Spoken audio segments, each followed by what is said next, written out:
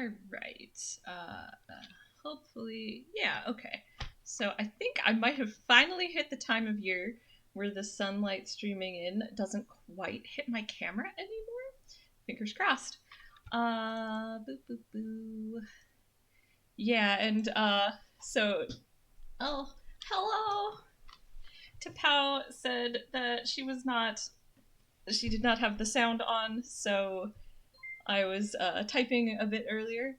Oh, thank you so much for following me, Miss Face. Thank you. This is a really cute game.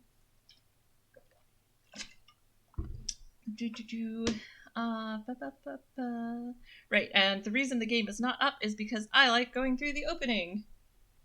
Aw, thank you. I'm glad you like the penguin icon.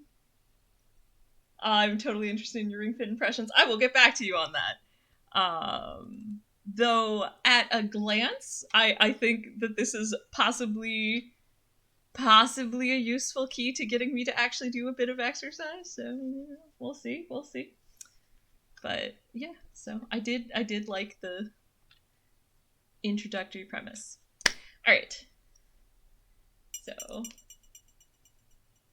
time for some Cinderella phenomenon. And well, the opening plays, I'm gonna fuss with my camera a little bit.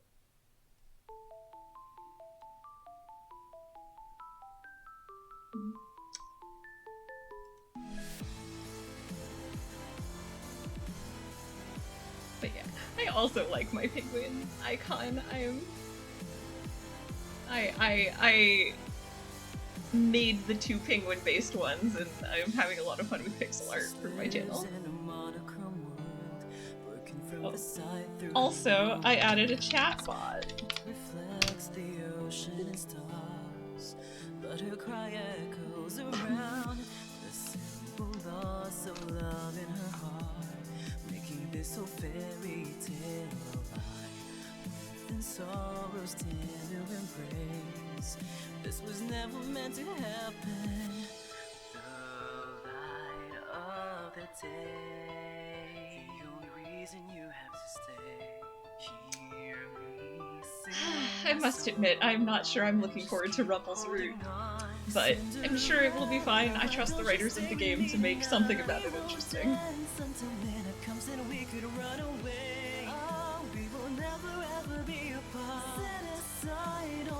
This magic lives inside of I am here. Would you wanna stay with me tonight? Follow me. We will run across the bridge of fantasy. All the pain and sadness that you feel. Believe in me.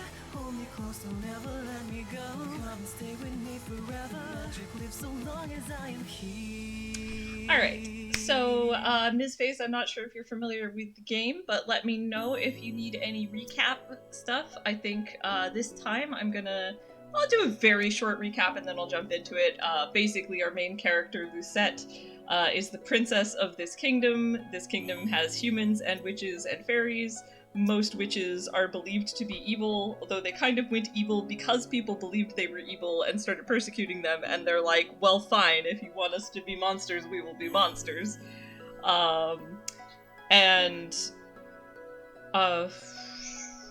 a lot more going on with that, but in very short, so our main character was the crown princess of Angiel, but she has been cursed with a fairy tale curse that makes it so that nobody remembers she is the princess. The way to break the curse is for her to do 3 genuinely good deeds. And your love interest route is decided, decides, who your, obviously who your romantic interest is, but also, the path that Lucette takes to do the good deeds and stuff. So, in this run, I am following Karma's route, which is the red one. And we are, there's a trope for that. They're called the let me be evil trope. Yep, exactly. Right, so she is currently trying to work with Karma to break her curse. Karma is, we don't know all the details of his curse yet, but we did just recently find out that, a crucial detail about his curse, which is that, he is cursed such that any woman who sees him that isn't also cursed or a fairy or a witch, because those are the people who are just immune to curses. Any woman who sees him while perceiving him as a man immediately falls in love with him. He has come up with a fairly clever workaround for this, which is that he normally presents as a woman. Which is, at first I was, like, not sure how I felt about it, but, like, I actually think it's really interesting. Like, this is not a character who is in any way, like, actually, like, trans or genderqueer, so just, he is just using it as a clever workaround to the course, but also, like, I kind of appreciate how chill he is about the fact that he's using this as a workaround to the curse. This is, yes, the let me be evil trope. This is what happened to the Tenebrarum bearer and some other witches. Yes, that is actually a pretty important point. Another key factor about the world is that there are two crystals, the Lucis crystal, I remembered, which is the crystal of light and happy feelings and positive emotions and such, and then the Tenebrarum, which is the crystal of, like, darkness and negative emotions, and the fairies are charged with like, you know, the fairies manage the Lucis crystal, the witches manage the Tenebrarum.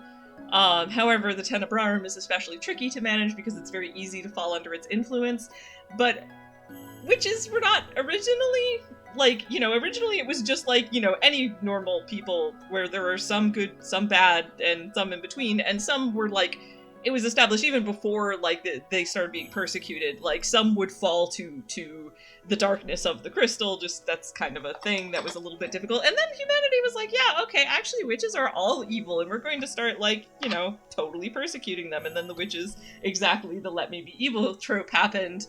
And, I mean, they were already pretty predisposed because, like, you know, it was already a struggle, like, to not fall influence to to being darker than you are naturally inclined to be through the crystal. And so, yeah, so more and more witches started turning dark because people drove them to it, and it's kind of a messed up situation. This led to a huge war between the humans and fairies and the witches, which was resolved about 4 years ago when the bearer of the Tenebrarum crystal, and we've not quite gotten the spoiler in this run of who that is yet, was killed, and the war was won by the fairies and the humans, and it's now 4 years later. Alright, I think that in addition to being my quickest recap to date, I think that actually does cover all of the particularly important bits. If anything comes up that anyone watching is not familiar with, just ask me. I'm always happy to pause it. Like, you know, as soon as I see your chat, I will pause and answer any questions. So, and with that, let's get to it. Okay, gosh, I think, yes, here's my save. All witches have to deal with the negativity of the Tenebrarum to some level, but the Tenebrarum bearer is the one who feels it more strongly. Not to mention, later on, it will be revealed certain consequences of being the Tenebrarum bearer that only the bearer suffers. Oh, interesting. Or maybe it was revealed in Rodsroot, but I don't remember if it was mentioned. I don't remember it being mentioned in Rodsroot that there was, like, additional, like, it was obvious that, like, the Tenebrarum affects all witches to some degree or another, and, like, I felt like it was a reasonable extrapolation that, that would affect the bearer even more, but if there are other specific consequences, I don't think they've been mentioned yet. Also, I noticed that Pingu Hat has been redeemed. I have channel points now because I am an affiliate. And Pingu Hat just means I will wear this cute Pingu Hat. Lo. View the majesty of the Pingu Hat. Oh, oops. Also, before I get started, good thing that I noticed that. Turns out I'm not quite at the time of year where that doesn't hit my camera anymore, so I'm about to start fading out of existence if I don't do something about that, so, one moment. Okay. That should do it. Alright. Yes, a penguin hat. Can you tell that penguins are my theme? I mean, like, starting right from the fact that I always put my titles as, like, Pingu something, although I'm trying to get a little more creative with my titles, so. But, like, you know, Pingu plays blah. So, now that I am an actual affiliate, I am, like, leaning in hard to all of my penguin motif. Which, I mean, works for me because I really, really love penguins, which is why I made them my motif. Alright. Let's get to it. So we're starting at chapter 4.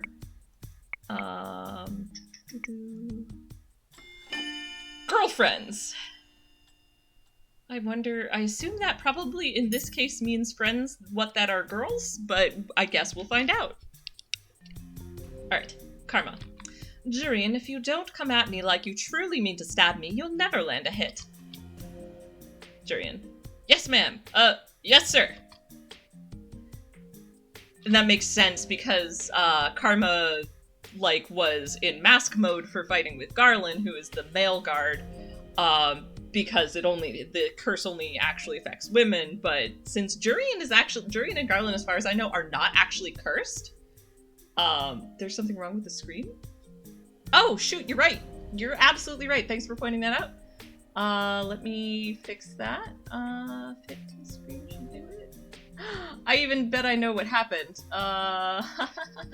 This is my first time playing this game with, I just got a new monitor, which is at a different resolution than my old one, so let's see. Oh gosh, no, that's the wrong thing, that's why, okay. I need to actually be selecting the correct game, that was why I was confused. Fit to screen, please. There we go, thank you, yeah, I totally didn't even notice that. So, thank you for pointing it out. Should be all better. Right, so. It has been about 2 weeks since I first saw Karma here in the forest, practicing with Garland.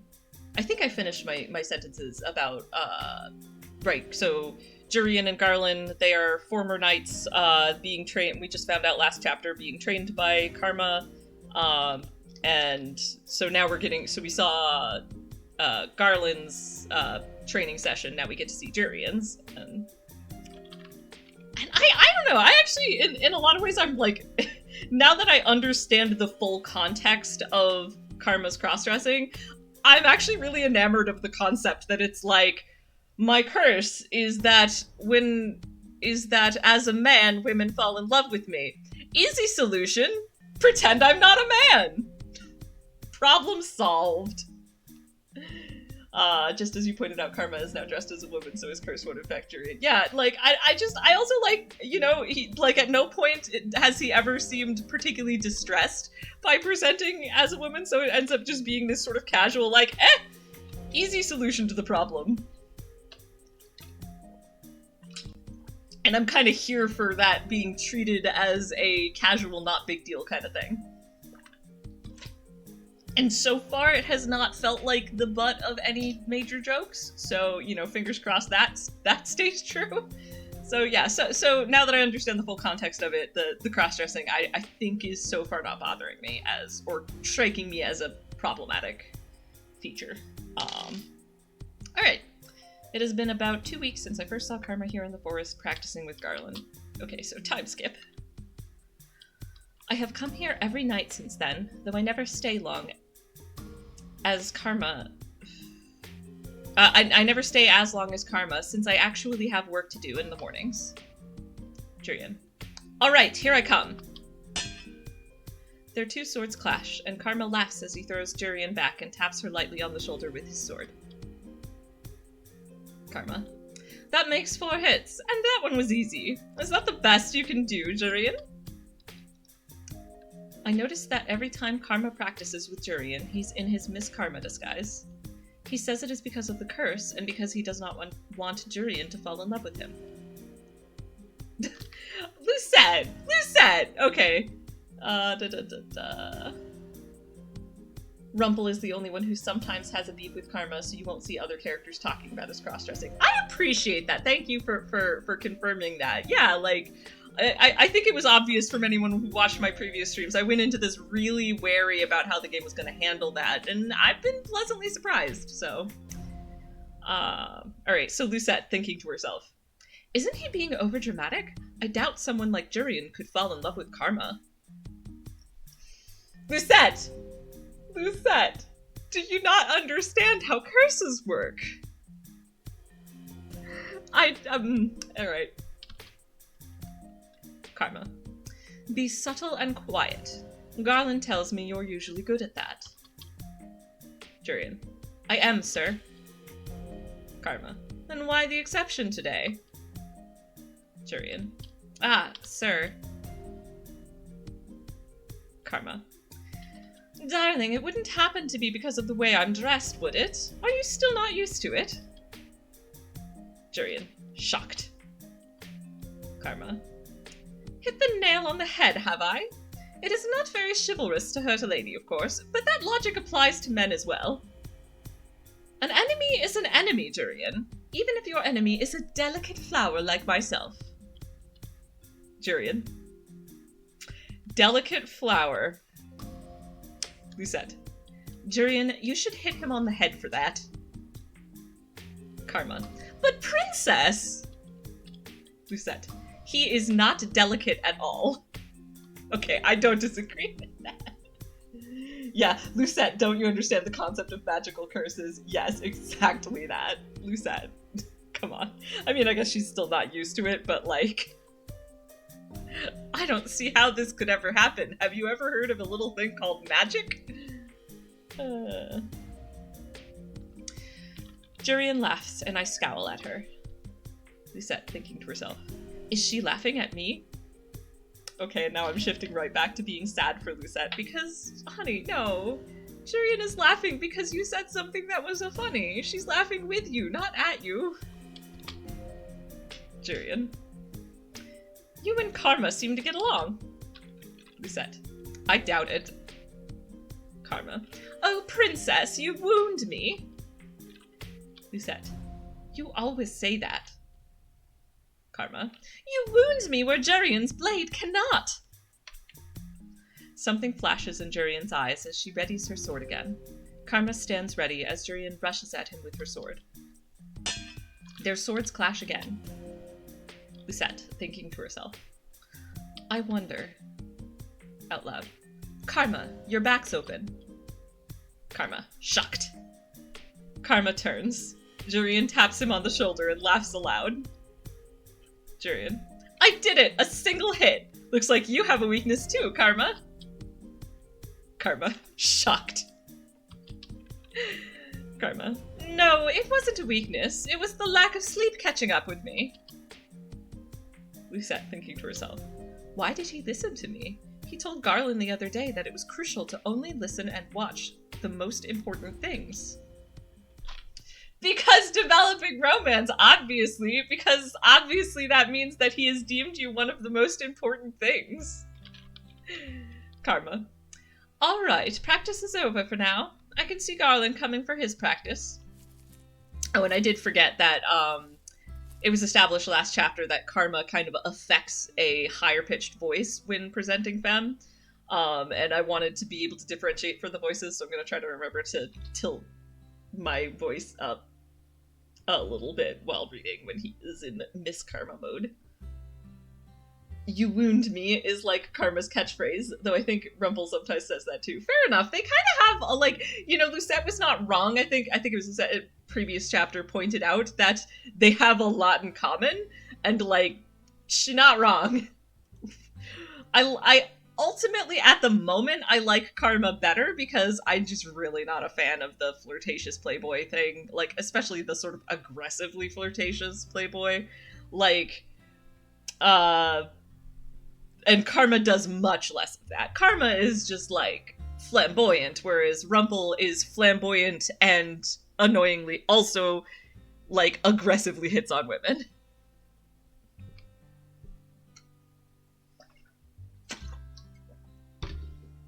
So, on the plus side, I have been promised that Rumple's route, which is next, many of the correct choices involve things like smacking him or at least wanting to hit him with trays and similar.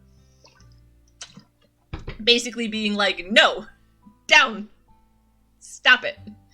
And I'm like, if those are the correct choices, then I can work with that. Like, I will be okay during that route if the correct choice will be to be like, chill and back off. But anyway, we are not playing Rumple's route currently, we are playing Karma's. Karma walks to a corner to have a drink. Lucette, thinking to herself, I should probably head back to the tavern soon, but there is something I want to see first. On her way out, Jurian gives a solemn nod to Garland. She pauses to say something to him, and then looks at me, noticing my vague curiosity. Jurian, I was just mentioning what a good swordsman Karma is. Lucette, thinking to herself, I have seen him fight, and Karma is a good swordsman. There's no doubt about it. Yet, is practicing with him really so special? Garland, he's fast on his feet and quick with his reactions. Jurian, he's an excellent person to train under, even better than most of the commanders in the palace. Garland, I can second that. Jurian, even better than Ross. Remember him? Garland, the first commander we trained under, the one that punished slow learning with extra exercises. Jurian, you always had to do more exercises than I did. Something about you being distracted? Okay, I was about to be like, this is really sweet and adorable because I like their romance, but Garland, I'm not... Garland, I was watching the way you swung your sword to make sure you didn't hurt yourself. Garland, that literally sounds worse than if you had just said I was watching you because you're pretty. Because, like, I feel like it's a little rude to be like, I wanted to make sure you didn't hurt yourself while training, but... Oh, yeah, that's a good point. Reading chat. You'll see that Karma used to be even more like Rumple than he is now. This will be explained later in Karma's route. Anyway, Karma learned his lesson, at least to some degree. That makes a lot of sense, because, like, there's gotta be a way, like, you know, we have not yet learned how Karma got cursed, but that really tracks that it had something to do with the womanizing. With womanizing, and then Karma suddenly was like, oh, suddenly all the women actually are in love with me, and this was not at all what I wanted, oh no. Yeah, I know, he just doesn't want to admit that he has a crush on her, so he's just making up an excuse, but like, you could have made up a slightly better excuse. It's still cute, but I'm just like, come on, be like, I was watching you because it was cool to see you swinging a sword, rather than because I didn't want you to hurt yourself. But anyway, that said, I am excited because, so Ice Starmie has been, saying that Jurian and Garland's romance is one of the best parts of this route, and like, we're only on chapter 4, and I'm already like, hardcore agree, they are very cute. Garland. Right, so he said that. I'm gonna just move on. Jurian. You've always been overprotective. Garland. Well, They both suddenly stop to look at Karma, who is smiling slyly on the side. Lucette, thinking to herself, why does he have that look on his face? Jurian. Well, that's a sign. We can't keep the commander waiting. Garland shakes his head, his expression snapping back into something more serious. Garland. Right. The two exchange quick farewells before Jurian waves and steps out of the clearing, leaving Garland with Karma. Garland. You're in a dress today. Karma. Are you two really so opposed to hurting me when I'm in a dress? Or are you worried about ruining it? Garland. No. It's just so strange. You move so well, even in a long dress. I mean, probably practices. But yes, Jurian did mention almost stepping on it once. Karma. Impossible! I am the picture of elegance! Garland. Of course, sir. Karma shrugs Garland's comment off. The two ready their swords, then get right into practice. Jurian has taken over Garland's patrol now, so that Garland can get in some practice time. Karma. So, Garland, have you told Jurian yet? Garland, shocked. Garland, no. Lucette, thinking to herself, oh my, Lucette is clearly getting invested in this subplot. So Lucette thinking to herself, the conversation that Karma always has with Garland is the real reason I stay behind to watch them practice. I don't understand why Garland answers Karma's question if doing so makes him so depressed. Oh, Lucette doesn't know what crushes look like. Karma, will you ever say anything to her, Garland? Garland, silence. Lucette, out loud. Why don't you just confess to her already? Garland, shocked. Karma lands an easy hit on Garland, who sighs in response. Whenever Garland thinks about Jurian, he gets distracted. I do not understand his feelings at all, but seeing him remain quiet frustrates me. Garland, Jurian is talented and poised. I could never be good enough for her. Buddy. That's not necessarily for you to decide. Yes, I told you Karma and Lucette are great shippers on deck for Jurian and Garland. Yep, I am... We're clearly getting into the thick of that, and I am really here for it. Karma. You'll never win a woman's heart if you don't compliment her looks as well, Garland. Well, I have mixed feelings about that statement, but I mean, I think poised and talented are very good compliments, but, you know, I'm not saying that it's bad to compliment someone you like on their looks, but, like, you know, someone you know well and have a crush on, that's fine, but obviously not a stranger, but that's not what they're discussing here. Looks and skills, and just all good qualities. Garland. Well, she's pretty too. Beautiful. And then there's me. Buddy. Alright, well I know which one I want to have be the correct answer, but I will do my typical save just in case I'm wrong, because I am semi-frequently wrong. Also, I am going to take the penguin hat back off, but that remains as a redeem option. This is making my forehead a little itchy. So. Alright. Lucette thinking to herself. Aren't they both knights? Haven't they been training together for a long time? And I feel very strongly, and clearly Lucette does too. Just say something to her. Garland. Well, Lucette. All you ever do is talk about her. Even Karma says your concentration is lacking because she is always on your mind. Garland. Shocked. Lucette telling it like it is. Lucette. So just tell her. If she does not like you back, then that's it. Garland. If she doesn't like me back. Karma. Confessions are hard, princess. Very tedious. Lucette. You are only saying that because you're dramatic about everything.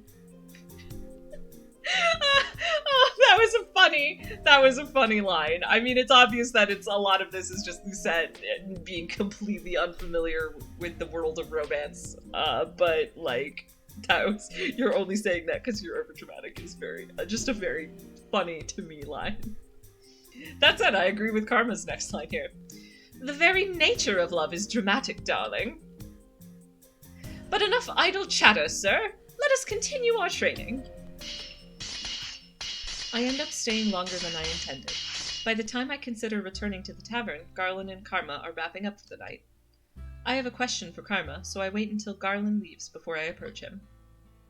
Karma. You're still here, princess? Were you seeking out alone time with me by chance? Lucette. I have enough of that every day when we run errands. I just have a question for you. Karma. You always come to the right person. What can I do for you, Princess Lucette? Lucette. You ask Garland the same question every time you train, and he always tells you that he cannot confess. Karma nods in acknowledgement, but his attention is on his sword. He inspects it carefully before sheathing it. Lucette. It frustrates me. Karma. You're frustrated? Lucette, thinking to herself. That look of his always annoys me. Karma. Oh my! Lucette.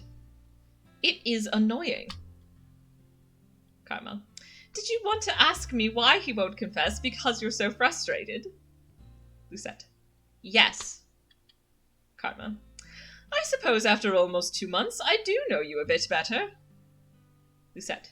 You do not know anything about me. Thinking to herself. And I do not know anything about Karma either. Karma. Confessing isn't easy, dear Lucette. Surely you must realize that the possibility of rejection is a significant deterrent. Lucette. But if you never ask, you never get an answer, and the stress of worrying stays with you and ruins everything. Like, I'm not gonna lie, I'm kind of with Lucette here. Like, I get, like, I do understand the other side. Like, I recognize that that's a difficult thing to do, to confess to your crush. So, like, so I'm not coming into it from quite the same angle as Lucette is, where she just literally cannot grok the other stance. But I am more on Lucette's side in that, like, just tell them. I'm a big believer in just being straightforward with people, so. And, you know, like, taking the chance rather than wondering what if forever. So yes, as Lucette says, but if you never ask, you never get an answer, and the stress of worrying stays with you and ruins everything. Karma. Silence. Lucette. Why are you staring at me? Karma. Is that the reason you're so blunt, princess? Lucette. Blunt? You are far more blunt than I am. And you know, actually, I think Karma's probably right. That probably is a lot of why Lucette is very blunt, because, like, if you just are very straightforward, you will get an answer very quickly. Karma. Princess Lucette, you truly are amusing. You're as sharp as a knight's blade. Lucette. I am not amusing. Karma. That is a matter of opinion, darling. Lucette, thinking to herself. He really is insufferable. And yet I still come to him for advice. Karma. The scariest part of a confession is the possibility of rejection. Can you imagine loving someone and then finding out they don't feel the same way about you? Oh. Content warning for complicated, difficult parental relationships, but, like, not as much as when her mother's on screen, because her mother was just very emotionally abusive, but, like, Lucette immediately is like, my thoughts shift to the king, my chest tightens. And I'm just so sad for her. And give me just 1 second. Like, can you imagine loving someone and them not loving you back, and she immediately thinks of her father, and I'm just like, that's the saddest thing. Like, and to his credit, like, I think King Garland is, sorry if that got suddenly very loud, I think Garland is completely useless, and he's definitely, like, as Star Muse pointed out before, he's very much the trope of useless bystander parent, but, like, I do believe that he loves her. I think he's just he's bad at parenting and doesn't know what to do for her. And of course the very simple answer is, like, talk to her, be there for her, do more than you're doing, try, etc. so forth. I have a lot of opinions about how her father handles things, but, like, instead he just sort of awkwardly stands off to the side, and Lucette absolutely believes that he does not actually love her. And based on what I've observed, I don't think that that's true, but I absolutely understand how she got there. Especially because her mother was, like, constantly gaslighting her and trying to convince her that nobody else cared about her. So that sure didn't help. And then her mother died, and he was too awkward to do anything to interact with her, and so then she felt very abandoned. That was covered in, like, the prologue, I think, so. There is also the fact that Lucette values sincerity, even blunt honesty, more than being agreeable/pleasing. Yeah. And that is honestly also relatable. Like, I can very much understand where Lucette is coming from. Like, just give it to me straight. I feel similarly. I don't like guessing at people's, like, I mean, I got to the point where I am, if I know someone really well, I can get pretty good at it. But especially with people I don't know well, and just in general, I don't, yeah, I don't really like having to guess what people actually mean, and it is a lot easier, and I am 100% on the same page as Lucette there, where it is just, I value straightforwardness and bluntness and honesty. And of course sincerity, which is the nice way to put it. Yeah, it's like you said, he loves her, but he doesn't know how to be a good father for her. Then he ends up being a bad parent. Yep, exactly. It's sad, but is what it is. Anyway, don't mind me, I just have a go-go squeezy pouch. I really like the applesauce squeezy pouches. Anyway. Right, so, okay, back to the serious moment. My thoughts shift to the king. My chest tightens. Actually, I want to kind of go back a little bit to get back into the mood. The, like, atmosphere and the tone. Especially because her mother instilled in her the fear that people will pretend to be nice, so she started valuing sincerity a lot. That makes a ton of sense. Yeah, wow. That does make a lot of sense. Like, the idea that, like, because she was brought up to believe that people being nice to her probably want something. And so people being, that makes a lot of sense why she would value people being genuine quite a lot. Anyway, okay, back to the scene. Karma. Can you imagine loving someone and then finding out they don't feel the same way about you? My thoughts shift to the king. My chest tightens. Karma. Princess Lucette? Karma reaches out a hand to brush a strand of hair out of my face. I slap it away without realizing. He pulls his hand back with a gentle sigh. Karma. My apologies, princess. Lucette. No, I cannot imagine. Karma. No. Lucette, thinking to herself. Loving someone and finding out they do not feel the same way? I always knew my father never loved me. My understanding is different from what Karma is referring to. Besides, I no longer hold any love in my heart for the king. I have already given up hope on him. Right? Karma. It is a good thing you haven't experienced a rejected love, princess. It is one of the worst feelings. Karma asks to be alone, so I return to the tavern by myself that night.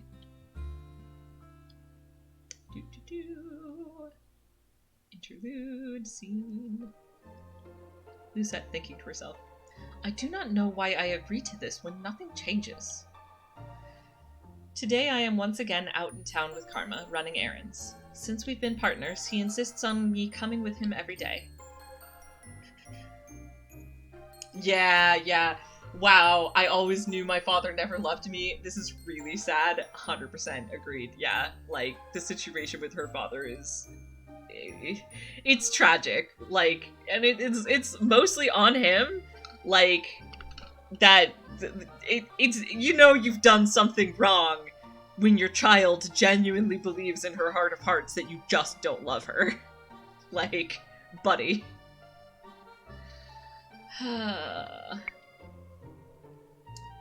Lucette. Why do you need a new dress? Karma. Because a lady needs all kinds of dresses in her closet. Variety is key when you want to make a good impression. Lucette. Why would you want to make a good impression on people in a disguise? A disguise is meant to conceal you. It does not exist to be flaunted. Karma. Oh no, darling. I only wear the disguise to stop the curse from working on people. It's not really meant to conceal anything, but aside from the fact that I'm a man. Being doted on by a married woman, or by a woman in love with another man, is especially troubling. Lucette thinking to herself. Is the curse really that powerful? Again, Lucette, what do you not understand about when they perceive him as male, all women will fall in love with him. Unless they are immune to curses. I mean, obviously the basic concept, but... Karma leads me over to the dress store, and our conversation pauses when he goes to the store owner to give specifications for a new dress. When we leave, Karma suggests going someplace to reward me for all my hard work. This is also an aside that I'm just thinking about where I'm like, I absolutely believe that Karma has a closet full of absolutely beautiful dresses, and it is a darn shame that we only really get to see the one, or rather the two outfits, the one dress and the one mask outfit. Like, you know, it is a consequence of the genre and like the way it is designed, but man, I would love to like have every new scene Karma is wearing a new dress. That just, but I can understand why they didn't do that. When we leave, Karma suggests going someplace to reward me for all my hard work. Lisette, you're treating me? Karma, why wouldn't I, darling? You've been helping me for a while now. Lisette, thinking to herself, what is this feeling? Gratitude? Karma does owe me for everything that I've done for him, so why do I feel like this? Out loud, you know, it would be much easier for you to just help me carry bags. Karma, oh there! Let's buy one of those cupcakes! Karma cuts through my suggestion easily. Lisette, thinking to herself, does he really dislike work so much that he'd rather pay me off for helping him? Honestly, relatable. I don't normally do that yet. Yeah, I also think Lucette has many beautiful dresses that we'll never see. Yeah, fair enough. I would, yeah. I understand, like, the way the games like this work, they're not gonna have a different outfit for every scene, but, like, I will happily headcanon and possibly pull up— oh my goodness. Oh, okay, sorry, I just got mentally sidetracked. I've been playing a lot of Love Nikki, which is not a thing I plan to play on stream, but, like, it's a little dress-up game, and I definitely plan to, like, it has now just occurred to me to, create designs for, like, all of the, like, for, well, at least for Lucette and Karma, and then dress them up myself, and then I will feel better. Anyway, right, and I was gonna say, I don't normally do that, but I can relate to Karma in that I would like to do that more than I do. Just be like, you do all the work, I will cheerfully just bribe you to do everything for me. And, like, just avoid the topic when it's like, you know, you could just help. But, I mean, I am an adult. I don't give in to the instinct to do that. Or rather, I am a responsible— it doesn't matter if you're an adult or not, really. It is more a matter of responsibility. I have enough of a sense of responsibility that I don't usually actually push all my work off on somebody else. But I sure can relate to that desire. Right, so Karma takes me to a stand showcasing all kinds of cupcakes. There are some with colored frosting, others with fancy decorations. Some are especially eye-catching, like a bright blue cupcake decorated with little stars. I want cupcakes now! Hey, I think we are near the point where they will explain the thing about Karma's different voices. Okay, cool. I will look forward to that.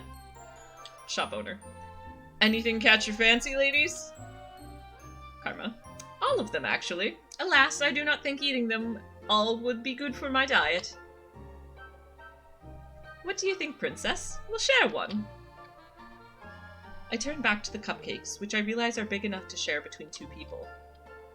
Lucette, thinking for herself. Am I choosing one for myself, or one that Karma would like? I guess he is treating me, but...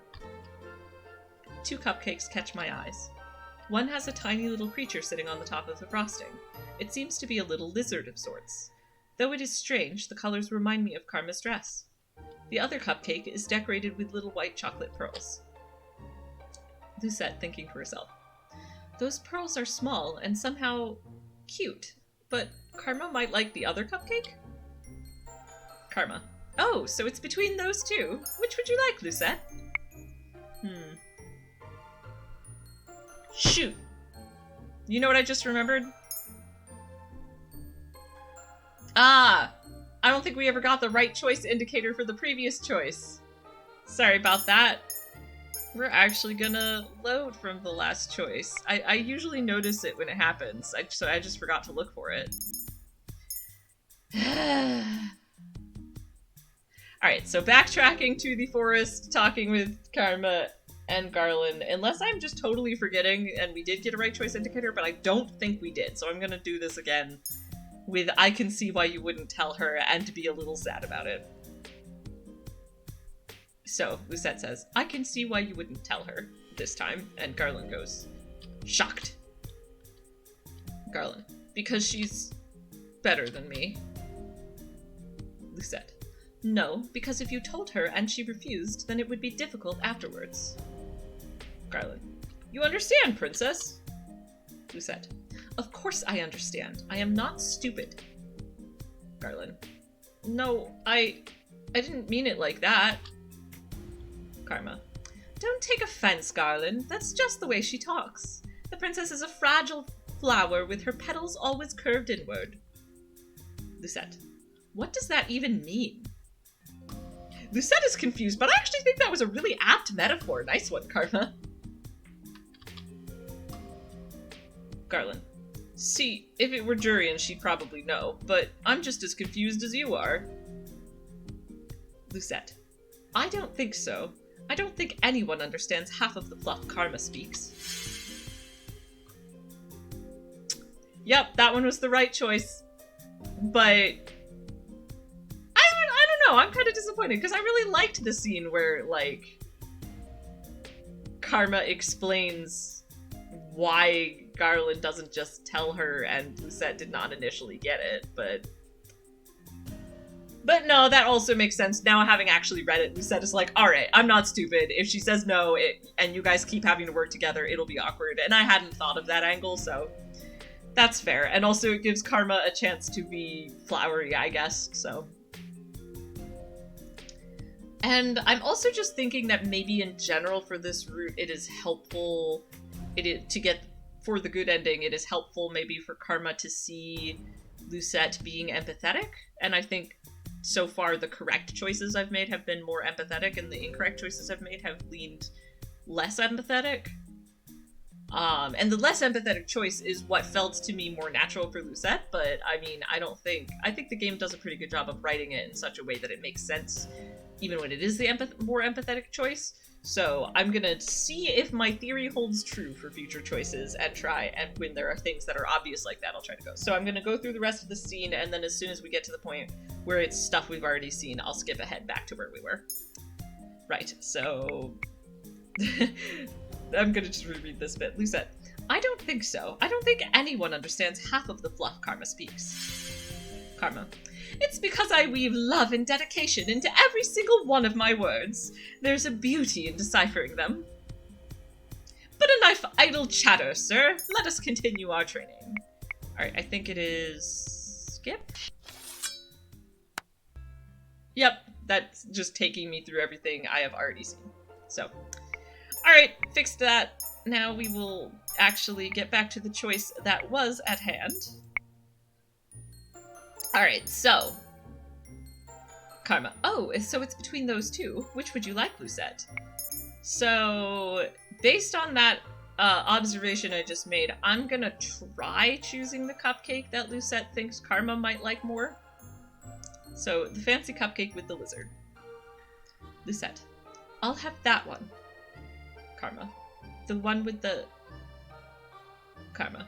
Oh my, is that a chameleon? Oh my goodness, I'm sorry. So I was about to get up to turn on my light anyway, but I need a moment, because they definitely just went Karma chameleon. I mean, and the thing is, like, chameleon is like an animal that feels like it suits Karma. Oh, I just realized, sorry. Sorry about that, I just realized I was walking away from my mic and talking like I was still going to be equally audible, but... Goodness gracious, I was going to turn my light on anyway, but I needed a moment for that, because really, I'm just gonna screenshot that, because Karma saying, oh my, is that a chameleon, is just kind of amazingly, amazing and terrible at the same time. So anyway, alright, back to the story. Karma. Oh my, is that a chameleon? Who's that? A chameleon? Karma. It is a chameleon! Oh, that's adorable! Sir, we'll take one of those. Lucette, thinking to herself. I was thinking he'd like it for the colors, not the chameleon, whatever that is. Yes! Correct answer! Yeah! Alright, I feel like I'm getting the hang of this route. Karma. Let's go enjoy this somewhere else, shall we? Karma leads me to the middle of the plaza, and the two of us find a table. He walks off to get a fork and knife before returning and handing a set to me. The developers said that he was going to be called Karma, even before they decided to use the Karma Chameleon song as inspiration. But yeah, they definitely used that song as inspiration. Fair enough, fair enough. You've got your character, who is called Karma. You hear the song Karma Chameleon, or rather, you got your character, you know you want to name your character Karma, and then you're like, alright, we need, like, more of a source of inspiration. What if we, like, listen to Karma Chameleon on repeat and just base a character off of that?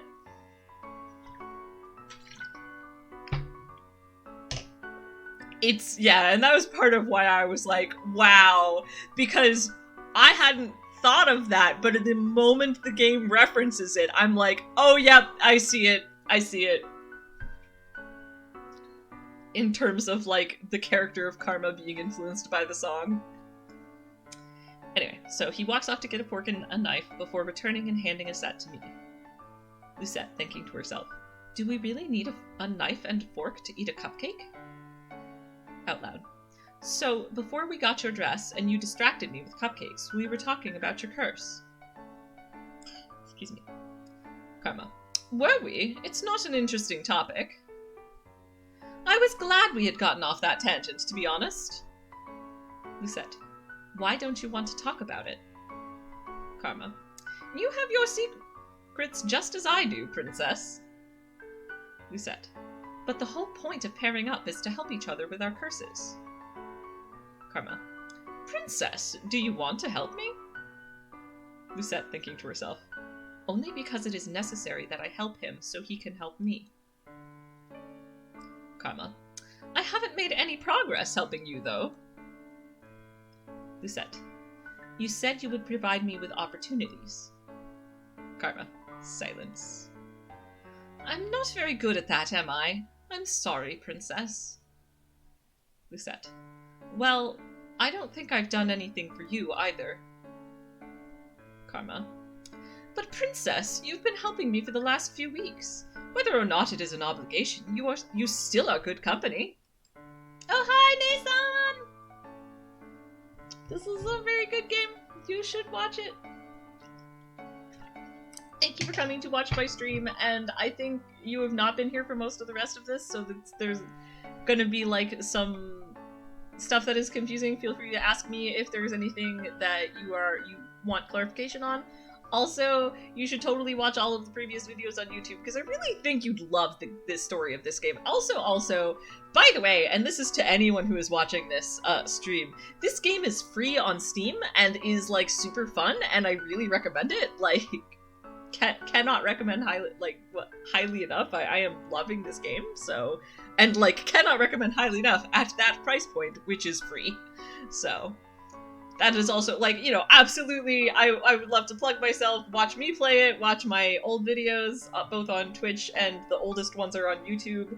I'd love it if folks go do that, but also you can follow along the story on your own pace by playing the game as well, so I want to spread the love for this game. Anyway, Lucette, shocked, thinking to herself, good company? No one has ever told me that before. They only chide me for being difficult to speak with. Oh, that's actually very sweet. Like, nobody has ever told her that she's nice company. Aw. Karma starts cutting the cupcake. Oh, goodness. Oh, no. I knew there would be a picture of the cupcake eventually, and that chameleon is awfully cute, but I want a cupcake so bad now. What I have seen, I have enjoyed. Yeah, I feel like you really... that this would be very much up your alley, and a thing you would also enjoy. Or not also, but that you enjoy generally the whole story. By the way, fun fact, when I was thinking about possible ship names for Lucette and her love interests, I thought Lucette x Karma could be Icy Chameleon. Ice Princess x Chameleon. I dig it. I like that. That sounds really cool. Icy Chameleon.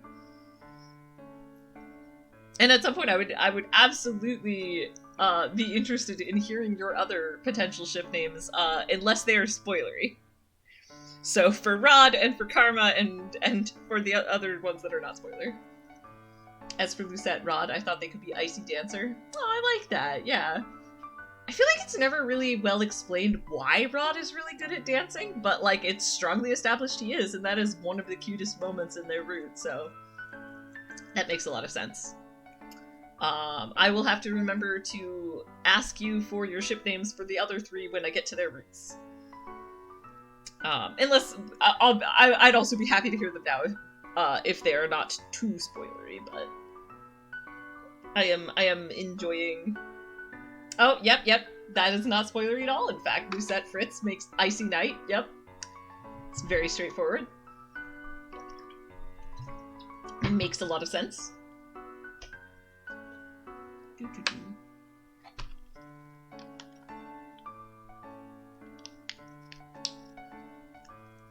Lucette and Waltz, Icy Magician. Okay, fair. Yeah, that is so far. That is, I feel like, clear from his route, just from him doing like the street magic performance.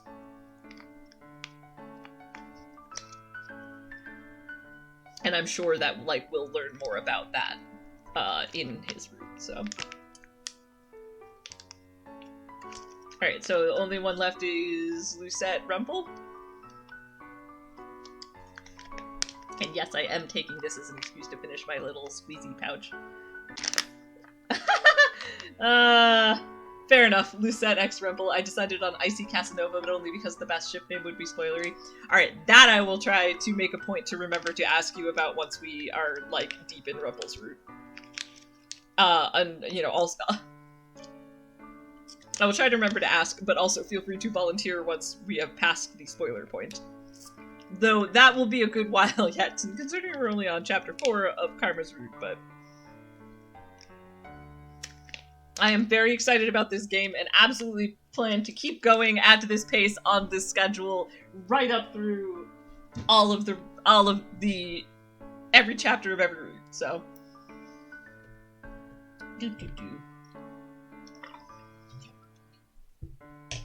By my count, I think that puts me finishing this game around October, which is like, I don't think intimidating is the right word, but like interesting to think about. And I kind of dig it in a way because it's like that'll loop me around to like almost exactly a year since I started it, which makes sense because if I'm doing one chapter a week and there's roughly 10 chapters per love interest, that is a little over a year. Alright.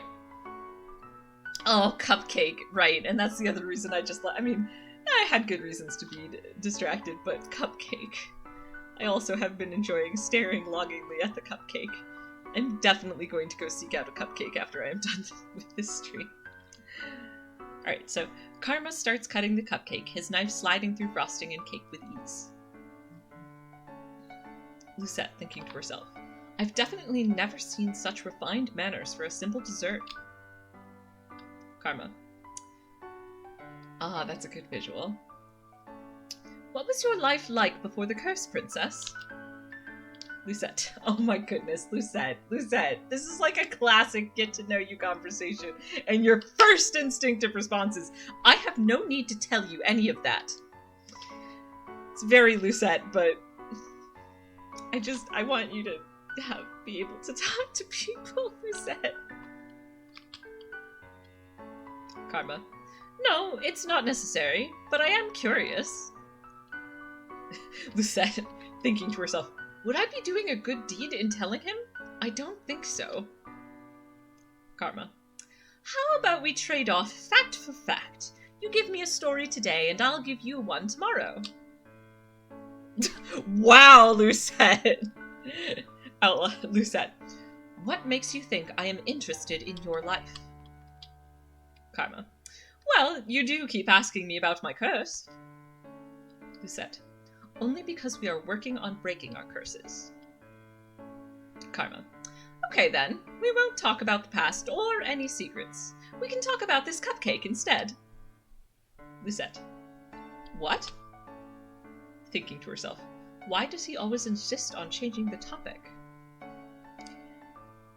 I actually like this, because I get why Lucette would be confused, but to me it's like, I feel like Karma's just a naturally charismatic person who's like a very good, like, you know, I mean, not just a smooth talker, but like just natively very good at socializing, and like, so like, okay, this one is hitting Lucette's brick walls, let's slide into this one. Okay, still not working, let's slide into this.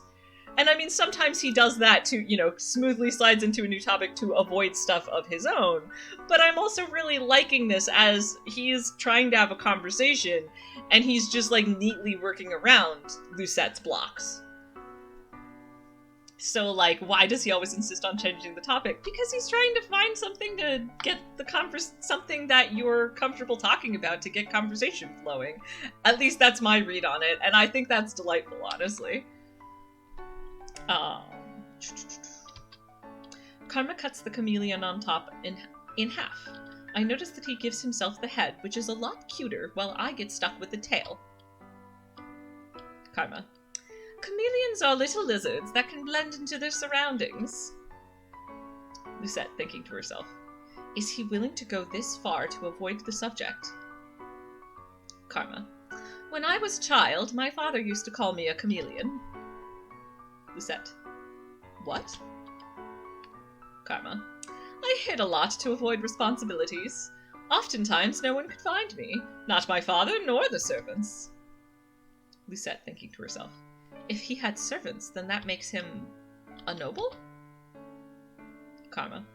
One day I was out searching for a mythical creature in our garden, and I came upon the chameleon. It was this small, silly little lizard, but I'd only found it because I was looking for something fantastic. Lucette, thinking to herself, the lizard on the cupcake does not seem all that fantastic. Karma. My father explained what it was to me, and then he started calling me his silly little chameleon. It was ridiculous, but he said I was always very good at hiding, and so it suited me. Lucette. Silence. Karma. What is it, princess? Lucette. It seems like you are still good at hiding. You hide behind your disguise and keep many secrets. Karma. I suppose I'm still a chameleon, then? Lucette. I don't think that nickname makes any sense. I mean, I'm getting the impression that Lucette is missing a very important piece of information here, which is what a chameleon actually is, aside from a lizard. Because, like, I think that this makes a lot more sense with the context that chameleons can change their skin to, like, adapt and hide out in their environment and all that good stuff, which Karma obviously knows, because his father explained it to him, but Lucette obviously does not, and since her only reference point is this static image, like, I can absolutely see why she's confused and like, that doesn't make sense. Why are you a lizard? So I'm sitting here being like, Karma, I wish you would explain to her what a chameleon's skills are. But this is also a valid response. Karma. Sometimes they don't have to. Nicknames don't have to make sense to be endearing, princess. Lucette. Can we please just get back to the subject at hand? Karma. Yes, this cupcake. Lucette. If you insist on sharing a story for a story, then I will tell you something about me. Karma. Oh? You didn't seem the type to want to share. Lucette. I normally do not see any reason for sharing things about my past, no. Thinking to herself. Mother once told me that to confide in someone else was a weakness. Oh, of course she did! Oh, sorry, Lusette's mother and the things that she instilled, that she taught Lucette to believe are just so bad. So bad. Alright, fair. Lucette thinking to herself, but more than that, I was always worried that others would judge me. No one has ever wanted to listen to me. I know enough about others' opinions of me to know that they think that I am the one at fault. Always. I mean, Lucette, it is also bad programming that has you thinking that, and it's very clear, because it's like, there are people in your life. Like, we know from Rod's route, there absolutely are people in your life who would love to be closer to you if you gave them the chance. Right? Right? Her mother told her not to confide in people. Why am I not surprised? Exactly my feelings. Like, yeah, like, don't tell anyone about all of the messed up shit I'm teaching you, because then they might try to correct it for you, and we can't have that. If you confide in someone who's not me, then that could weaken my hold on you, and my exclusive hold on you, and my isolation that I have successfully put you in. Lucette's relationship with her mother was extremely emotionally abusive for anyone who has not been here. Anyway, Karma. I wouldn't judge you, princess. Lucette, shocked. I mean, I wouldn't judge you for not wanting to say anything to me. I divulged nothing to you, after all. Lucette. I do like that, the timing of that being like, did you just read Lucette's mind? And then, oh, no, you just meant for, he wouldn't judge her if she decided not to tell him anything. Huh. You know, given your history with misunderstanding plots, I'm surprised you're handling this game so easily. Also, hi. Oh, hello! Hello, John! Oh, I forgot to do this for Tipao earlier, but now that I have a chatbot, I'm just gonna do the little shout-out command. I see what you're saying, but I also don't really feel like there is a misunderstanding of the type I don't like here. So, the thing I dislike about misunderstanding plots in media is when they would be ridiculously easy to solve by just asking for clarification. And I don't think that that applies to this situation. It certainly doesn't apply to Lucette, because she doesn't have the context to ask for clarification. I think misunderstandings only bother me to the degree that you have certainly seen before, when, like, I look at them and be like, it would be so easy to solve this if you just talked to each other. And I don't feel like that's really the case here.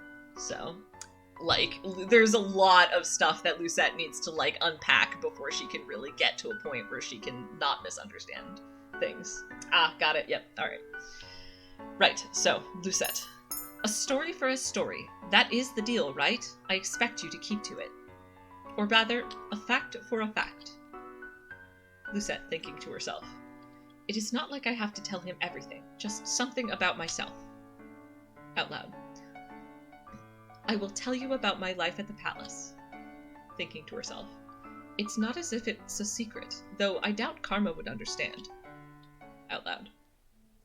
Ever since Mother died, the palace has been a cold place.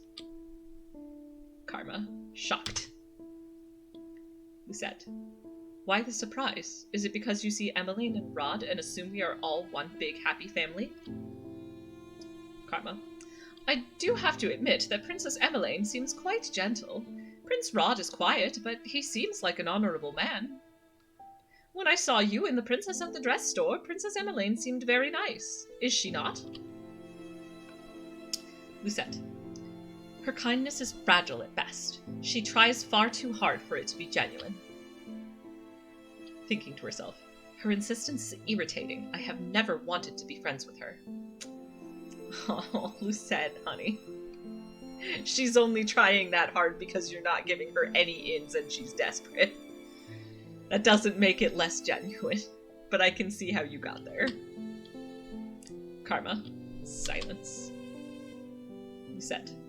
The king took a second wife after my mother died, as if she never mattered to him.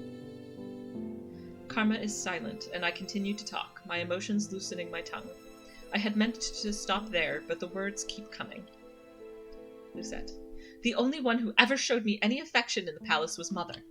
The king never paid much attention to me in the first place, but he treats Rod and Emmeline far better than he has ever treated me. Karma. What was your mother like? Lucette. All of my fondest memories are of her.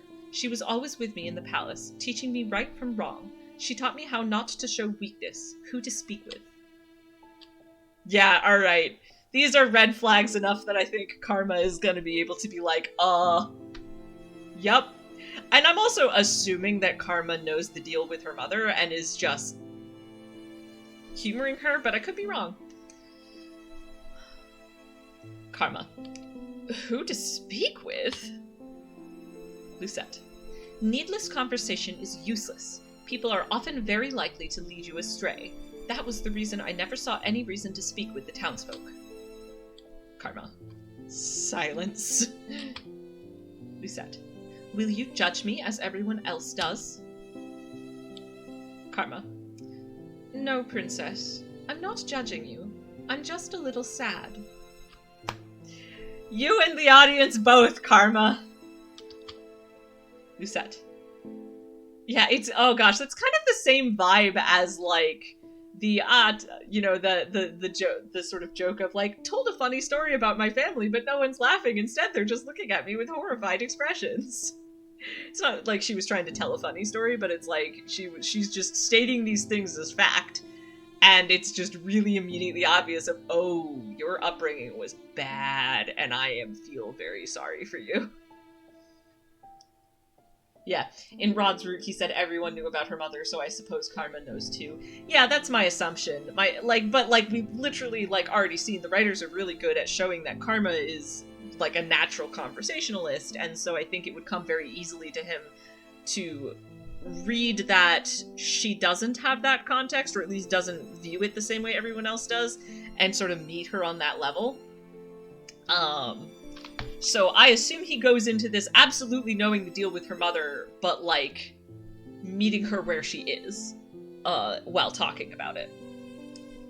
And, not being like, oh, well, of course no one liked your mother, and, because that's just not, Karma is far too socially savvy to do something like that. Anyway, since we played Rod's route, we know why Lucette doesn't have good and fond memories with other people aside from her mother. Yep. Partly because her mother heavily isolated her, and partly because we do find out that her mother is straight up affecting her. Anyway, I don't want to be too spoilery, because there are definitely people who've not seen my whole other playthrough, so. Anyway, so, yeah, no, Karma, we all feel ya. We all feel ya. It is immediately obvious from the things that she is saying that her upbringing was really unhealthy, and it is why she is the way she is today, and that is sad. Is my interpretation, anyway. But I think it's a pretty straightforward. So, Lucette, thinking to herself, sad? Why would he be sad? Karma. It sounds like you have lived an empty life. Lucette. It was not an empty life. Karma. But it sounds as if your mother separated you from everyone. Yep. And also here is Karma with the, conversational skills trying to very delicately say, your mother was isolating you, and that's, hugely abusive behavior. Emotionally. Lucette. It wasn't as if the townsfolk would have accepted me anyway. Mother said they were not to be trusted. Karma. Princess, about your mother. Lucette. I will not hear you speak ill of Mother. Karma. No, I only had a question about your mother. Karma coughs, and I pause to stare at him as he clears his throat. Lucette. What is it? Karma. This... Oh, gods! Oh, okay. I'm gonna try to switch it. Oh, gods! I hear the change immediately. His voice is lower, far lower, the soft gentleness gone. Karma puts a hand to his throat and grumbles. Lucette, thinking to herself. Karma's voice is teetering on the edge of sounding unmistakably male. I've always wondered how he is able to change his voice, but I always forget to ask him about it. Out loud. What happened to your voice? Voice. Oh, it's Miss Karma! I turn to see a young market girl approaching us. She looks at Karma adoringly. Girl. I've always wanted to speak with you, Miss Karma, ever since you complimented my dress that one time in the dress store. Karma.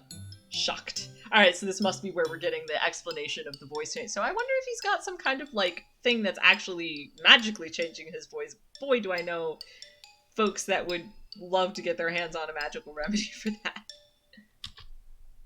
Girl. Your dress is lovely today as always, Miss Karma. Karma. Silence. Lucette. Karma? Karma. Silence. Girl. Miss Karma, are you okay? Karma. I am quite fine. Girl. Shocked. I cannot help but giggle as the girl takes a step back, looking shocked by Karma's now deep voice.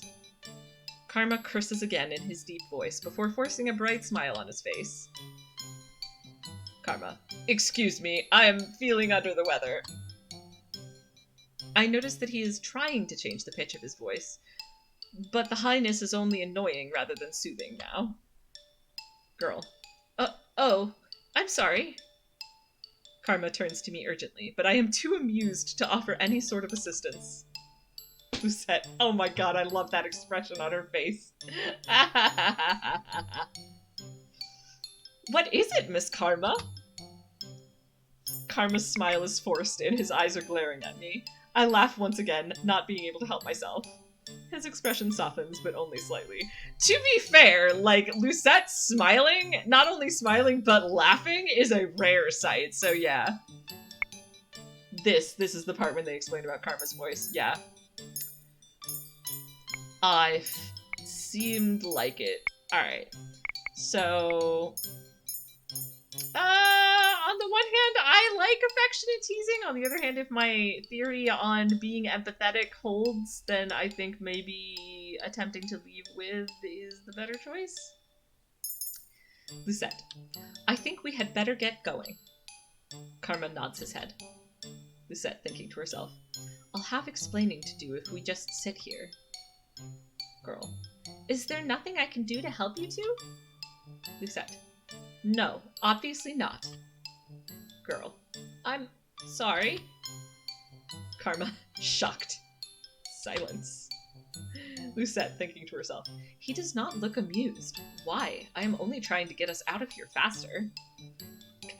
Okay, maybe Lucette is bad at graceful exits, and therefore the other choice would have been the better one. Her smile is adorable. That was so cute that she was just like, ah ha ha, you are suffering, and it is funny. I mean, I say that, and that sounds a lot awful when I say it out loud, but it's the cute, like, that felt like cute teasing. Like, this is kind of a silly situation. Which makes me think that teasing probably was the better choice. Karma. Leaving. He takes my hand and curtsies politely to the girl as he pulls me away. Lucette. Karma, you sound sick. Oh, thank you for the yeah, graceful exits are hard. Yep, absolutely. And I can see why Lucette would be bad at them. This feels like it's transitioned, so I think I'm gonna go back and... oh yes, and also, yes, sorry, just popping in to say hydrate. Thank you for the hydrate! This is a good game to be reminding me on, since it involves quite a lot of talking. Karma. It's run out. Lucette. Run out? Karma. The potion that Parfait makes for me. I must have talked too much. I mean, I probably am doing this wrong because I'm kind of making it sound like also not only deep but like groggy, but like that's probably slightly incorrect. I will work on the voicing. It's not a huge part of the story, but I actually do think that that feels like I probably should have done the teasing. Even just from like the vibe of that scene, it feels like I should have done the teasing option. Okay, so let's try Teasing Karma. Because this was cute. The Lucette smiling and laughing at Karma's mild distress was very adorable. Lucette thinking to herself, he obviously wants to leave, but I cannot help myself. Oh my goodness, that's another cute smile! Lucette's smiles are so cute! Lucette, oh my goodness, Lucette being a little troll. This is precious and darling, and I can absolutely see why this is probably the right choice, because Karma, as much as it is like, okay, really, it is like, it cannot help but be endearing. So yes, so Lucette says, Miss Karma, I do wish you would say something. Karma, shocked. Lucette, at the very least, you should thank this girl for her compliment. Girl, oh no, it's quite alright. Lucette, come on, Karma, you're usually the most charming person on these streets.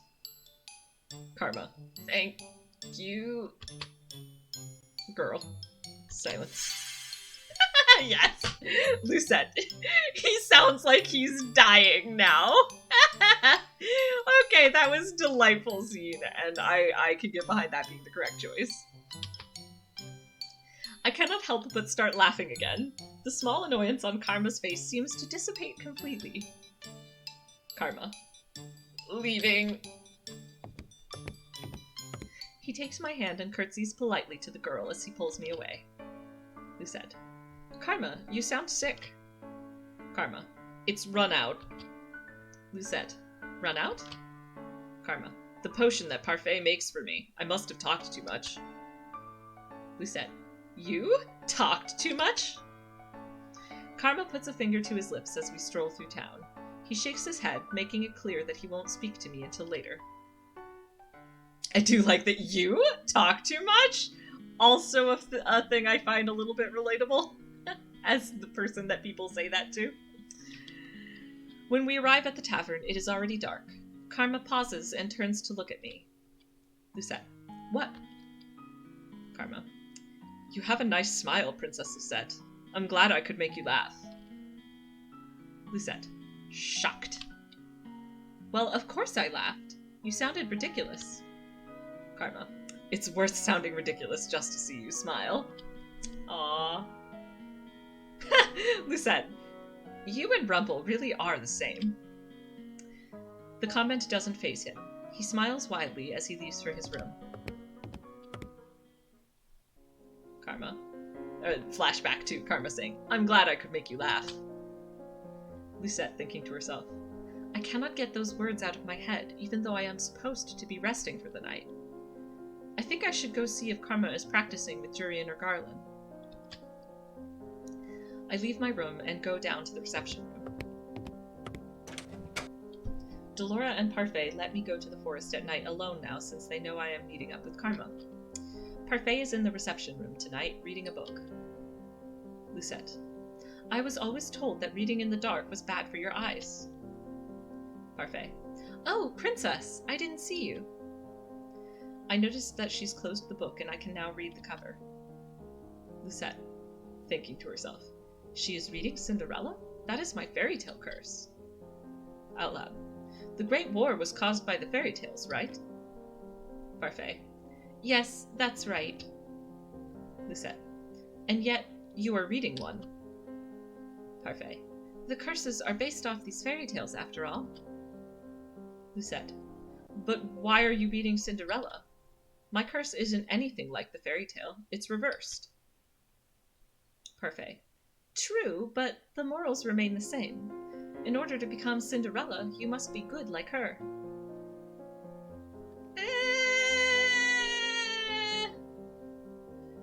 So now we know that Parfait makes a potion for him to change his mask voice into a femme voice to make his cross-dressing more realistic.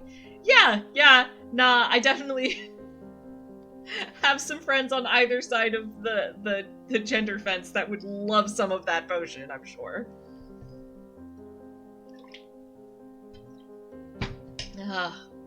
But no, I mean, that makes sense. Like, I was actually kind of wondering about that because it is challenging to shift your vocal tone without, like, something chemically inducing that. So, makes sense. Something is, in this case, magically inducing that. A little less permanent than the chemicals, but, like, obviously Karma is not actually trying to transition, so. I like that Parfait makes these cool things, though, because it's like, you know, she made Sebi for Rod so that he can work around the curse and still talk, and so she makes the voice-changing potion so Karma can more easily present as female and thus get around his curse. So she's really just kind of coming in with the magic solutions to make most people's curses kind of non-entities. Anyway, also I feel a little weird about this to be come Cinderella, you must be good like her. I mean, like, yes, Cinderella was a good person, but, like, she didn't do, like, all the cleaning and put up with the abuse from her stepfamily because she was good. So I hope that's not what they're implying, but I don't think it is. Like, that's definitely not the vibe here. It's just, I think maybe more the implication is she only had a fairy godmother who was willing to help her because she was a good person. So.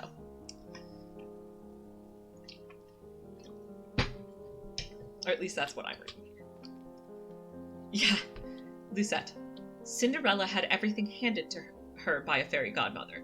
I had everything taken away. Parfait.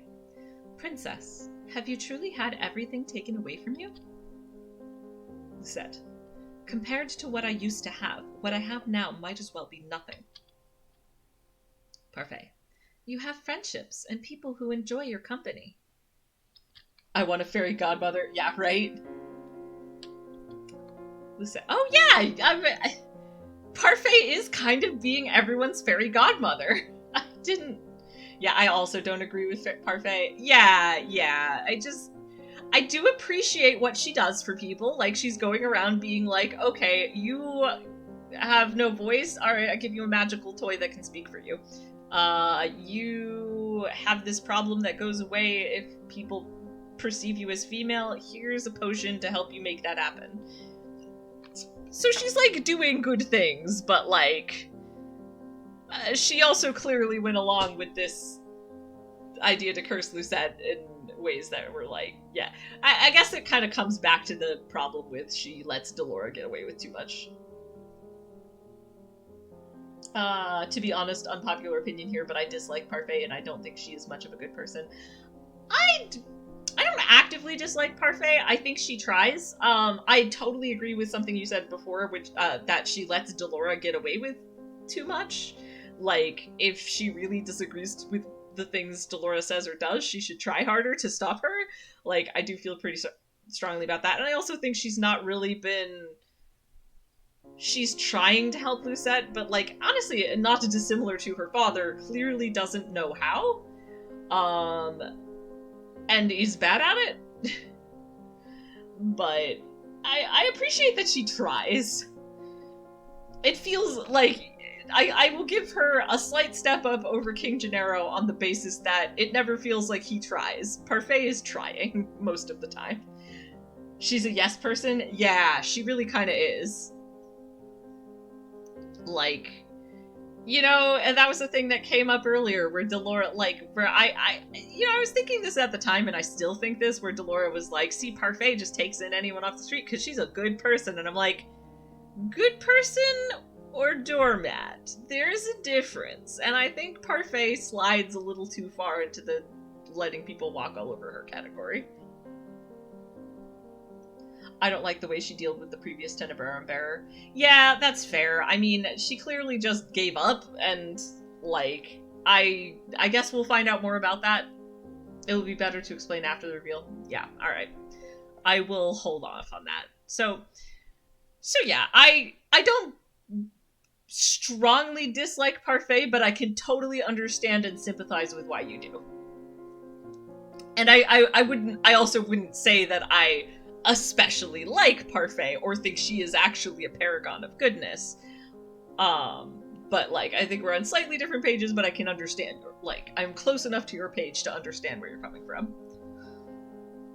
So, anyway, Lucette. Lucette! No one in this tavern enjoys my company. Literally, Lucette. Literally, Karma said otherwise just this day. Waltz's route especially gives some information that made me dislike her even more. Alright, fair enough. Maybe I will... Maybe that will color my perception. I mean, for now, I appreciate that she is trying. To me, she feels like someone who is trying her best and is just not good at it. And also maybe not trying hard enough in cases where people are kind of rolling over her. She's not good at being assertive, and she's not always good at actually determining the most helpful things, but she is trying to be helpful, and I can respect that. And, like, she has done good things. It's just, yeah, so it's a complicated issue, and I mean, I appreciate the writing that makes all of these characters very complicated. Although I will say the writers do seem to want you to... So far, it seems like they want you to read Parfait as kind of a paragon of goodness, and I do disagree with that. But, I mean, maybe I'm wrong. Maybe maybe when more is revealed, that will have been intentional to show that nobody's perfect. Alright, Parfait. Are you sure about that, Princess? I think you just have difficulty trusting that we all like you. Wow. I mean, she's not wrong. Lucette. Like me? Why would you like me? Parfait. You've become like family here. Lucette. I haven't even been here that long. Parfait. It doesn't matter. Everyone here at the Marchen is family. Oh, fair. The other routes already revealed enough for me to not to like Walt's route added a tidbit that made it worse for me. Fair enough. Yeah. I will hold off on further commentary until I have a little bit more context. But yeah, I mean, I'm not, so yeah, as I thought, I'm not coming from quite the same. I reminded you of something? Sorry, I am curious to hear. Did I hear context? I am not sure what you mean by did I hear context. But I am happy to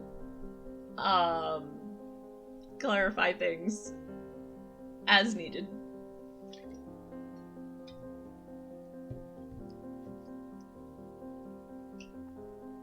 Alright, I do want to hear what Ice Starmie has been reminded of, but... Mr. Redhead, yeah. One of the reasons I dislike her is because of... Oh! Mr. Redheader, where are you... Where are you, Mr. Man? He is... We just got back from a day out in town and sharing a cupcake. Oh, yep. One of the reasons why I dislike Parfait is because her flaws and mistakes are not properly recognized. Yeah, which is honestly kind of surprising because I've been, like, so impressed with the writing in this otherwise. Cupcake, indeed. I have already stated that after I finish this stream, I'm gonna go in search of cupcakes. Alright, I'm gonna try, and I feel like I'm near the end, so I'm gonna try to get back to it. Lucette, thinking to herself. Family? Out loud. You are saying that everyone at the Marchen is like family? Parfait. Princess, you're one of my boarders. You are more than just a regular here. You live here with us. So, like I said, you're family. Lucette, thinking to herself. I speak more with the people here than I have ever spoken to my own family. In the palace, I was always alone. The only person I could speak with was Fritz. Parfait. Are you going to watch Karma practice? I nod in response. Parfait. Be safe, Princess. As I head to the door, I recall what happened earlier today. Out loud. Parfait, what is this potion you make for Karma? Parfait. You mean the potion I make to change his voice? He begged me to help him when he first designed his disguise. Karma makes a beautiful woman, but he didn't think the illusion was complete without a convincing voice. You know how picky he is. Lucette. Silence. Alright, let me check. Oh, okay, bye, I need to escape. I'm sorry I missed your goodbye. I just wanted to get a few more lines out. But hi, and hello and goodbye, and thank you for the drive-by commentary. Everyone in the story except the villains talk as if Parfait is, like, perfect, too pure for this world, but she isn't perfect. Yeah, that makes a lot of sense, and I can totally understand that being really frustrating. Like, because to me it is like, okay, it is very clear she's not perfect, but yeah, I definitely feel like the writing is trying to make her seem like she is, and that is, like, simply inaccurate, and also, like I said, kind of unexpected from, like, given how the quality of the rest of the writing in the series. But I mean, on the other hand, maybe the writers were trying to make her flawed and, like, just the people around her don't see it, but I don't know, it doesn't sound like they really extrapolated on that if that was their goal. Parfait. Something else on your mind, princess? Lucette. Karma hides his curse, but you must know the conditions for breaking it, don't you? Parfait does not answer. Lucette. Or are you also keeping it a secret? Parfait. Princess Lucette, not everyone likes to talk about their curses. I think it would be better if you asked Karma directly. Lucette. I just don't understand why he won't tell me everything when I am trying to help him.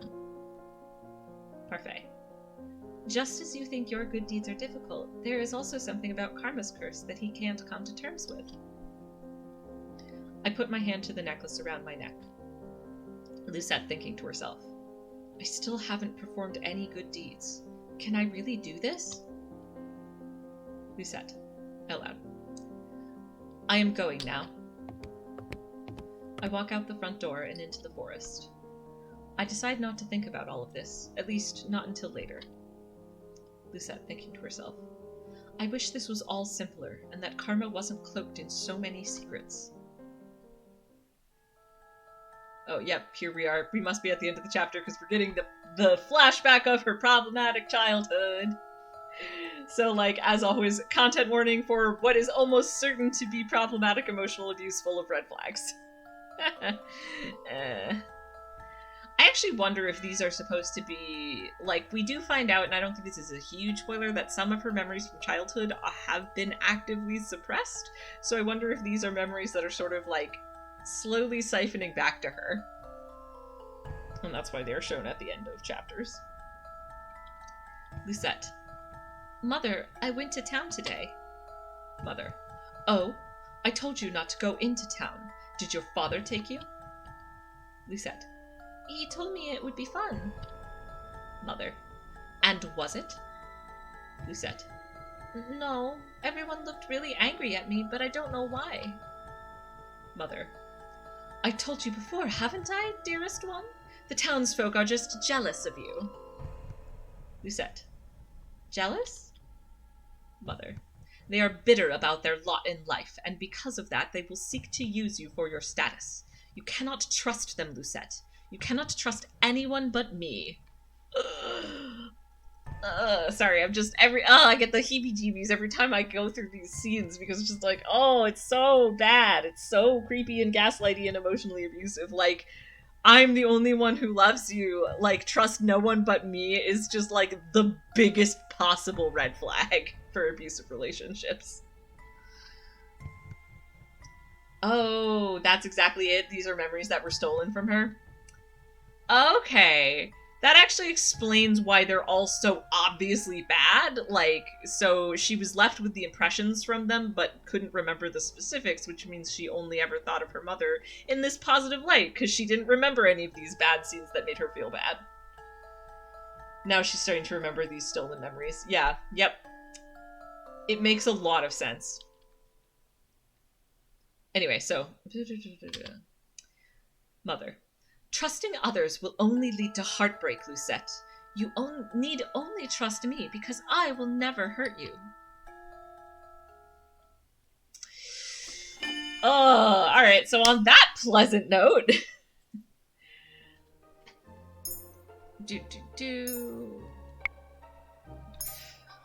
Alright, we are gonna save there and call the stream for tonight. So yeah, thank you so much everyone who came out to watch. If you are, I mean, of course, like, yeah, alright, I'm gonna do a little bit of self-promotion. If you were watching the channel and not followed, and you enjoyed yourself, I'd super appreciate follows. If you have the means, especially if you happen to have a free Amazon Prime sub, I'd love it if you'd consider subscribing if you're enjoying the content. But like, obviously, you know, no stress. I follow it. I'm more invested in the followers. Just, you know, now that I can get subscribers, I'll throw it out there. And my next stream will be Wednesday. I am currently planning to probably play Minecraft. And then after that, I have to check with Tapao. We might be doing another Don't Starve on Friday and or Saturday. So Friday evening and or Saturday, like, so Friday evening probably around 7, Saturday around like 12 to 3. We're trying to make that sort of an established pattern, but I'm not sure yet about Friday. We haven't talked about it, but so some point over the weekend, so on Wednesday I'll be playing probably Minecraft. Some point over the weekend I'll be playing Don't Starve. And I'm also going to see if I can squeeze some time in over this upcoming weekend to play some Reciteer, because I feel like I have, oh right, and also Friday afternoon. I am playing so many games. So maybe Friday evening I'll be playing Don't Starve, but definitely Friday afternoon I'll be playing Crystallis, although I'll be playing it a little later than I normally would because I have a doctor's appointment. But I will hopefully be able to start by around 4 for that. So yeah, so Wednesday, 2 different so Wednesday, Minecraft. Friday, Crystallis, and maybe Don't Starve. Saturday, Don't Starve, and maybe Sunday, Reciteer. That is my week's streaming schedule, so look forward to that. Alright, and I also, you know, anyone who's here to watch Cinderella Phenomenon, I appreciate you too, and hope to see you next week. So, thank you all so much for coming out to watch me. I really appreciate every single one of you, and